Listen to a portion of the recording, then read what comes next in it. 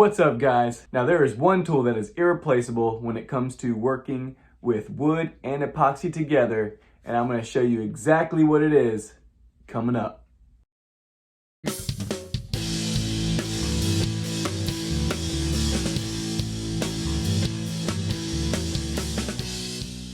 you guys haven't had a chance to get yourself some Goodview Woodworks tape, what are you waiting for? If you're making forms and using tape, save yourself some money. Get you one that is 3 inches wide and costs less. All right, I'll go ahead and link these down in the description below. All right, so the one tool that is irreplaceable when it comes to working with wood and epoxy is, drum roll, a moisture meter, okay? And the reason why you need a moisture meter is because you don't want your piece, whether you're working with, if you're building a river table or you're building a charcuterie board or coasters, you definitely don't want that piece moving, cupping, twisting, cracking later on down the road after you've installed it in a customer's home or you've been using it in your own home, okay? What a moisture meter does is detect the moisture in the slab. You don't want to be using a slab with a moisture content of higher than 12%, okay? But how do you know what that is?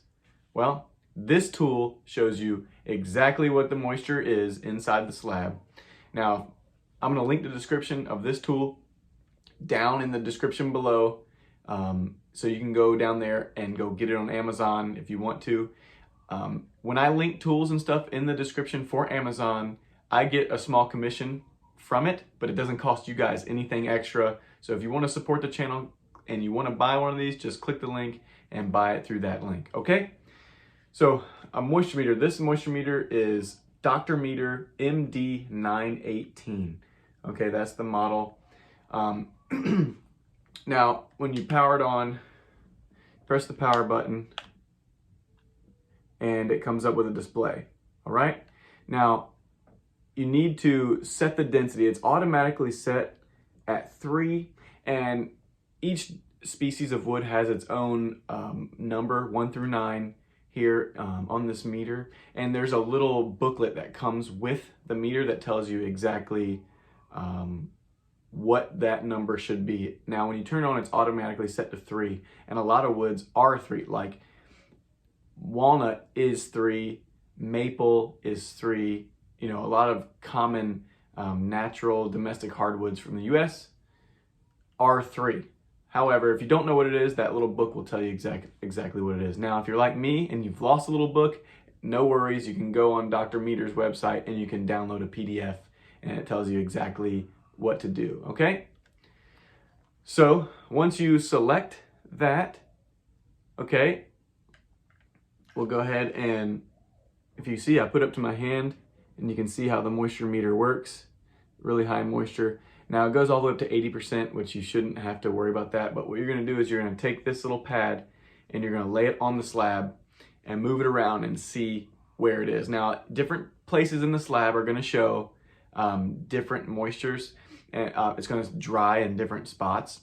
And so you wanna make sure that overall you're under 12%, okay? I recommend a moisture meter like this. If you notice, there's no probes. There's 2 different kinds. You have one that has probes and one that's probeless, like this. I recommend a probeless moisture meter. They're a little bit more expensive. However, when you have a probe moisture meter, you have to jam the probes into the slab to figure out what the moisture is, and they're not as accurate because you can't get the probes deep into the wood. Plus, you're puncturing the wood, but you may be using that area or something like that, okay? So I recommend getting a probeless moisture meter. Now that you know the general functionality of a moisture meter, let's go outside to some of the slabs and see what it's like. Okay? Okay, so we're in my shed, in my shop, under the stairs. I keep some slabs in here, and we're gonna use our moisture meter and check some of these slabs that are in here. Now these two, this one here and this walnut, and those two, were kiln dried. Everything else was right off the mill, not kiln dried. So we'll check both.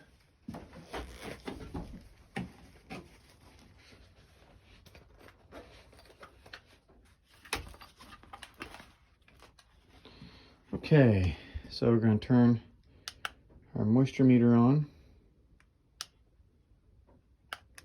Okay, it's already set to 3. So we're going to check here. This is some kiln dried lumber. Got 3.5%, 4%, 4.5%,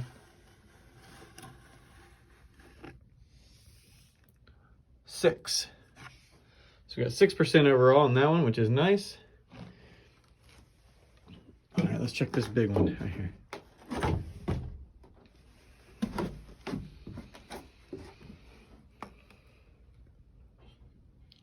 7%. I don't know if you guys can see that. 5.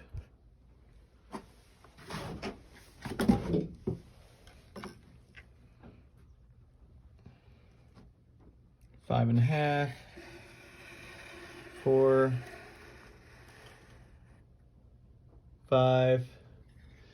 All right, now this one right here I know was wet when I got it. It had some rot in it. It was very heavy, so I know that it was wet. So let's go ahead and try this one and see. 10%. 8. Let's get up here. 8. 11. 12. 10. 6.5.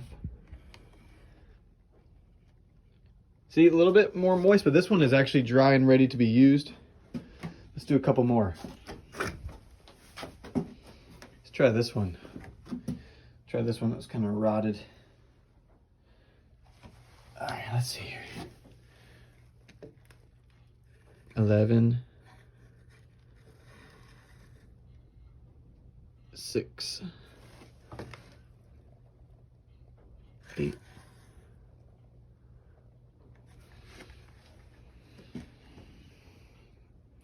All right. So as you guys can see, very easy to use, really nice, really useful tool. Now I'm gonna also post some pictures here in just a second of what it's gonna look like when you have a piece of lumber that isn't dry or isn't ready, and the potential things that can happen. Okay, so a few things that can happen are it causes a lot of bubbles in your epoxy. Now what happens is the epoxy heats up, causes an exothermic reaction, and wants to draw that moisture out of the wood, and it can cause bubbles like this. It can also not be so moist.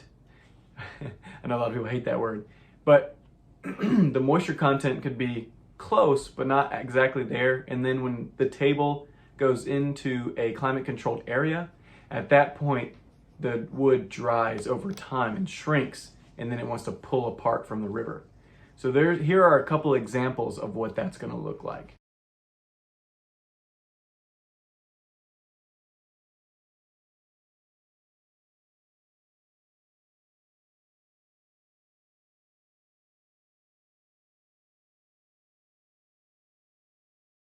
All right, guys, thank you so much for watching. Once again, this is an invaluable tool right here, especially when it comes to woodworking with epoxy. You definitely need to have one of these. If you don't have one, you're going to be guessing, and that's never good, especially if you're going to be selling it to a customer. It could be in their house and separate over time, and then you're going to have to go back and ship it back and forth. There's could be a ton of issues that you don't want to have to go through. So go and get you one of these. I like the probeless ones, and I'll leave a link down in the description below so you guys can just click it and go on over there. Now, once again, as I was saying before, Amazon, I'm an affiliate of Amazon, and when you click those links, I get a percentage, and it doesn't cost you anything more.